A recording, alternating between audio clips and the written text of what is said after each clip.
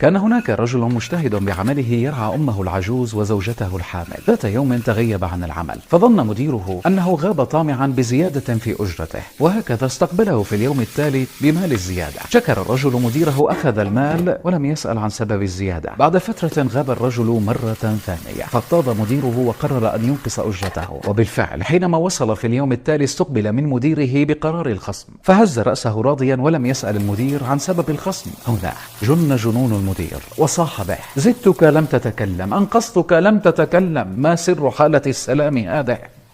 فرد الرجل: غبت أول مرة عندما رزقني الله مولودا، وحين كافأتني بالزيادة قلت هذا رزق مولودي وقد جاء معه، ولما غبت للمرة الثانية توفى الله أمي، وحين أنقصت أجرتي قلت هذا رزقها وقد ذهب معها. سري أنني راض بما وهبني الله، وأترفع عن نسب ما يأتيني من زيادة أو نقصان لأي إنسان.